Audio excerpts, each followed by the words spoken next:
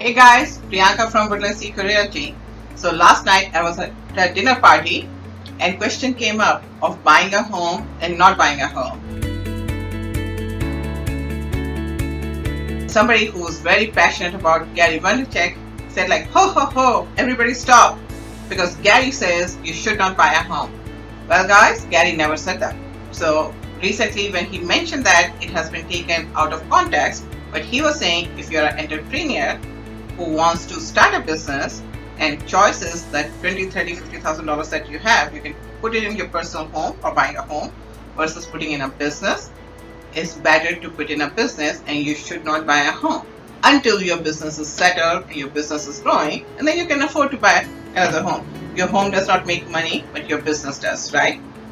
So my take on this is your home does make you money. So let's look at it. How does that work? It won't make you as much money as your business, but for people who are in jobs, teachers, firefighters, police officers, even geologists or ex-geologists like me who are working for a company, we're not entrepreneurs at that time, right? We are getting a fixed salary, we have a disposable income, we are doing savings. What do you do with that money if you're not planning to build a business? You want that money to work for you.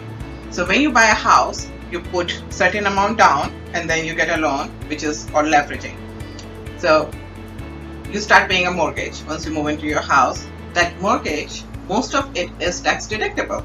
So if you are renting a home, suppose I own a home and you rent it, so it's a $200,000 home. In our market, it will rent approximately for $2,000. So let's keep round numbers. I own that home, you rent it, you give me that $2,000, I'm paying that mortgage, right? So you're still paying a mortgage, you're just paying my mortgage, but you don't have any incentive. You can't take any tax deductions, you can't take advantage of it. But if you own that home yourself, you can deduct all the interest that you're paying. You get do the tax deduction, so basically your taxes come lower or go down and you pocket that money, right? So you make little money right there. And say on average people live in a house for 7 years nowadays. It used to be 5, it has extended to 7. You live in this house 7 years. Worst case scenario, it only went up say 3%. Usually 5% is normal, but I'm saying worst case scenario. So it went up every year 3%. So 200,000, 3% means first year it went up 6,000, and usually it's like, then it's gonna go up 3% again on 206. But let's keep it round. It goes up 6,000 every year for 7 years. That's 42,000. You put that $20,000-$30,000 down. You pocketed the tax advantage that you get owning a home. So you made money. Not as much money as business would have made, but you leveraged that $20,000-$30,000 that you had, and now you have an equity in a house that in 7 years later you come to me and say, Priyanka, let's sell this home. So you got your 20-30 savings that you have put down as a down payment. All the equity that you have, we get that back, and then you have those 7 years of tax saving that you made money on. So guys, it's a really good idea to have your own home. And when people come to me and say like, I have 100,000 to put down, because a lot of people are saving a lot of money, they think that's what they need to do. I say, let's put 50 down on your personal home. Let's put 50 down for your investment home. So your personal home, you're getting all those advantages that we just talked about.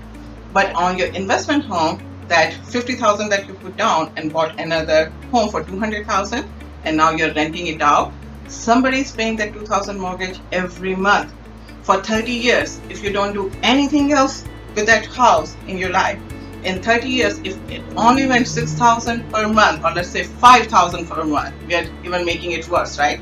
So in 30 years, that 5,000, 150,000 equity gain. And how much was the house worth? 200,000. So now you have total of 350,000. How much money did you put down in the starting? 50,000.